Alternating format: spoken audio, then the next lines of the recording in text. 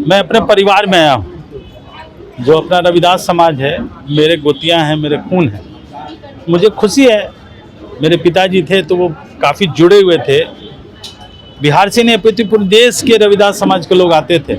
और मैं तो विशेष रूप से जुड़ा हुआ हूँ क्योंकि जिस पार्टी में मैं हूँ उसके मुखिया जो है नरेंद्र मोदी जी, जाके रविदास जी के आश्रम में झाल बजाना, भजन करना, तो जब हमारे मुखिया ही ये कर रहे हैं तो मैं तो उसी जाति का हूँ, उसी वर्ग का हूँ। और नरेंद्र मोदी जी तो हर रविदास जयंती के अवसर पर वो आश्रम में जाना, बनारस जाते हैं, अभी पंजाब गए थे और सागर में जाकर 100 करोड़ का संत रविदास जी का जो मंदिर बन रहा है उसका शिलान्यास किया नरेंद्र मोदी जी। और बनारस जब भी जाते हैं तो रविदास जी के आश्रम में जरूर जाते हैं, जन्मस्थली पर। सर, रविदासों का कई संगठन है, रविदास समाज का, ये संगठन कुछ अलग कर रहा है, सामाजिक मेल जोल को बढ़ावा दे रहा है, आप क्या संदेश देंगे? मेरा संदेश बिल्कुल सिंपल सा है।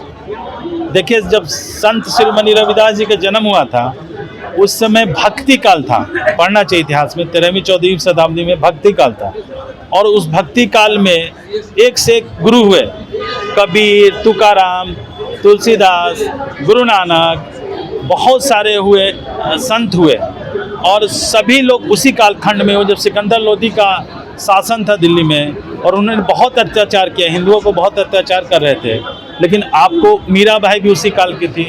बहुत सारे जो जितने उस जो कालखंड का नाम ही भक्ति काल था, उस काल में शिरोमणि रविदास जी को सभी संतों ने मिलकर शिरोमणि की उपाधि दी। और किसी एक समाज के लोगों ने इनको नहीं पहचाना, समाज के हर एक वर्ग के लोगों ने। इनके शिष्य कौन थे? रानी झालीबाई, मीराबाई, बड़े बड़े जातियों के लोग इनके शिष्य थे।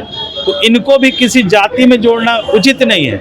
इन्होंने वानियों के माध्यम से समाज को सुधारने का काम किया। इन्होंने हर चीज़ों को, जो इस समाज में गंदगी थी, अपनी वानियों के शॉर्ट में ही सर, शॉर्ट में। हाँ, अपनी हाँ, तो सामाजिक बात बोल नहीं रहे हैं जी, बोलिए ना, हम समझ रहे हैं ना। हाँ, तो समाज के लोगों को एकजुट करने का काम किया और समाज को अच्छा काम करने के लिए काम किया।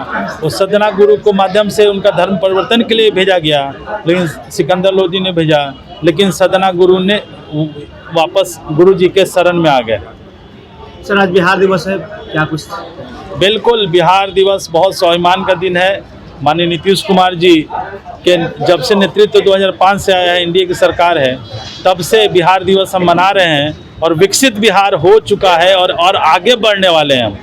तो और आने वाले समय में इस बिहार की जनता जो नीतीश जी के नेतृत्व में खड़ी रही, आज परिस्थितियां देखिए, आप लोग का तो उम्र कम है, हम लोगों ने देखा है बिहार की स्थिति, आने वाले समय में और अच्छा देखेंगे। एक सवाल, काफी लंबा आपका राजनीतिक संघर्ष रहा, अंततः आप उस सदन जो है पहुंच गए हैं।